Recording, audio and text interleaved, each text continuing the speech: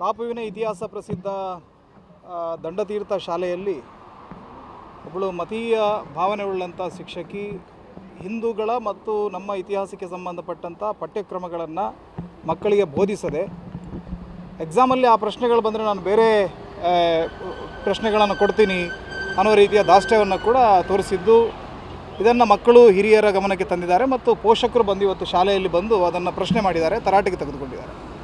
ಅದರ ಜೊತೆಗೆ ಶಾಲೆಯಲ್ಲಿ ಇನ್ನೂ ಅನೇಕ ಹಿಂದೂ ವಿರೋಧಿ ಚಟುವಟಿಕೆಗಳು ನಡೀತಾ ಇದೆ ಅನ್ನುವಂಥ ಆರೋಪಗಳು ಕೇಳಿಬಂದ ಹಿನ್ನೆಲೆಯಲ್ಲಿ ಬಜರಂಗದಳ, ಜಾಗರಣ ವೇದಿಕೆ ಮತ್ತು ಇನ್ನೂ ಅನನ್ಯ ಜಾಗೃತ ಹಿಂದೂ ಸಮಾಜದ ಬಂಧುಗಳು ಈ ಹೊತ್ತಿನಲ್ಲಿ ಬಂದು ಅಲ್ಲಿಯ ಆಡಳಿತ ಸಮಿತಿಯ ಬಳಿ ಇದರ ಬಗ್ಗೆ ಒಂದು ಸ್ಪಷ್ಟನೆಯನ್ನು ಕೇಳುವಂಥ ಕೆಲಸವನ್ನು ಮಾಡಿದ್ದೇವೆ.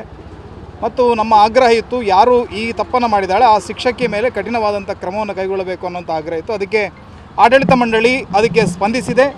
ಈಗ ಆಗಿರುವಂಥ ತಪ್ಪಿಗೆ ಮುಖ್ಯೋಪಾಧ್ಯಾಯರು ನಮ್ಮ ಬಳಿ ಕ್ಷಮೆಯನ್ನು ಕೂಡ ಯಾಚಿಸಿದ್ದಾರೆ.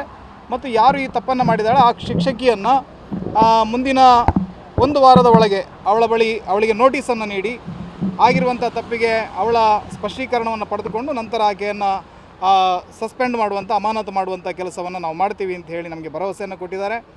ಈಗ ಸದ್ಯಕ್ಕೆ 25ನೇ ತಾರೀಕಿನಿಂದ ಮಕ್ಕಳಿಗೆ ಪರೀಕ್ಷೆ ಇರುವ ಕಾರಣ ಏಕಾಏಕಿಯಾಗಿ ನಾವು ಕೂಡ ಮಕ್ಕಳ ಭವಿಷ್ಯದ ಜೊತೆಗೆ ಚೆಲ್ಲಾಟ ಆಡೋದು ಸರಿಯಲ್ಲ ಅನ್ನೋ ಕಾರಣಕ್ಕೋಸ್ಕರ ಅವರಿಗೆ 1-2 ವಾರದ ಸಮಯವನ್ನು ಕೊಟ್ಟಿದ್ದೇವೆ. 2 ವಾರದ ನಂತರ ಆಕೆಯನ್ನು ಶಾಲೆಯಿಂದ ವಜಾ ಮಾಡುವಂಥ ಕೆಲಸವನ್ನು ಅಲ್ಲಿಯ ಆಡಳಿತ ಮಂಡಳಿ ಮಾಡುತ್ತೆ ಅನ್ನುವಂಥ ಭರವಸೆಯನ್ನು ಕೊಟ್ಟಿದ್ದಾರೆ. ಕಾಪುವಿನ ಇತಿಹಾಸ ಪ್ರಸಿದ್ಧ ದಂಡತೀರ್ಥ ಶಾಲೆಯಲ್ಲಿ ಒಬ್ಬಳು ಮತೀಯ ಭಾವನೆಯುಳ್ಳಂಥ ಶಿಕ್ಷಕಿ ಹಿಂದೂಗಳ ಮತ್ತು ನಮ್ಮ ಇತಿಹಾಸಕ್ಕೆ ಸಂಬಂಧಪಟ್ಟಂಥ ಪಠ್ಯಕ್ರಮಗಳನ್ನು ಮಕ್ಕಳಿಗೆ ಬೋಧಿಸದೆ ಎಕ್ಸಾಮಲ್ಲಿ ಆ ಪ್ರಶ್ನೆಗಳು ಬಂದರೆ ನಾನು ಬೇರೆ ಪ್ರಶ್ನೆಗಳನ್ನು ಕೊಡ್ತೀನಿ ಅನ್ನೋ ರೀತಿಯ ದಾಷ್ಟ್ಯವನ್ನು ಕೂಡ ತೋರಿಸಿದ್ದು. ಇದನ್ನು ಮಕ್ಕಳು ಹಿರಿಯರ ಗಮನಕ್ಕೆ ತಂದಿದ್ದಾರೆ ಮತ್ತು ಪೋಷಕರು ಬಂದು ಇವತ್ತು ಶಾಲೆಯಲ್ಲಿ ಬಂದು ಅದನ್ನು ಪ್ರಶ್ನೆ ಮಾಡಿದ್ದಾರೆ, ತರಾಟೆಗೆ ತೆಗೆದುಕೊಂಡಿದ್ದಾರೆ. ಅದರ ಜೊತೆಗೆ ಶಾಲೆಯಲ್ಲಿ ಇನ್ನೂ ಅನೇಕ ಹಿಂದೂ ವಿರೋಧಿ ಚಟುವಟಿಕೆಗಳು ನಡೀತಾ ಇದೆ ಅನ್ನುವಂಥ ಆರೋಪಗಳು ಕೇಳಿಬಂದ ಹಿನ್ನೆಲೆಯಲ್ಲಿ ಬಜರಂಗದಳ, ಜಾಗರಣ ವೇದಿಕೆ ಮತ್ತು ಇನ್ನೂ ಅನನ್ಯ ಜಾಗೃತ ಹಿಂದೂ ಸಮಾಜದ ಬಂಧುಗಳು ಈ ಹೊತ್ತಿನಲ್ಲಿ ಬಂದು ಅಲ್ಲಿಯ ಆಡಳಿತ ಸಮಿತಿಯ ಬಳಿ ಇದರ ಬಗ್ಗೆ ಒಂದು ಸ್ಪಷ್ಟನೆಯನ್ನು ಕೇಳುವಂಥ ಕೆಲಸವನ್ನು ಮಾಡಿದ್ದೇವೆ.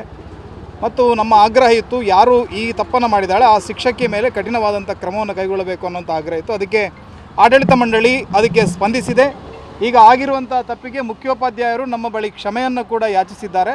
ಮತ್ತು ಯಾರು ಈ ತಪ್ಪನ್ನು ಮಾಡಿದ್ದಾಳೆ ಆ ಶಿಕ್ಷಕಿಯನ್ನು ಮುಂದಿನ 1 ವಾರದ ಒಳಗೆ ಅವಳಿಗೆ ನೋಟಿಸನ್ನು ನೀಡಿ ಆಗಿರುವಂಥ ತಪ್ಪಿಗೆ ಅವಳ ಸ್ಪಷ್ಟೀಕರಣವನ್ನು ಪಡೆದುಕೊಂಡು ನಂತರ ಆಕೆಯನ್ನು ಸಸ್ಪೆಂಡ್ ಮಾಡುವಂಥ, ಅಮಾನತು ಮಾಡುವಂಥ ಕೆಲಸವನ್ನು ನಾವು ಮಾಡ್ತೀವಿ ಅಂತ ಹೇಳಿ ನಮಗೆ ಭರವಸೆಯನ್ನು ಕೊಟ್ಟಿದ್ದಾರೆ.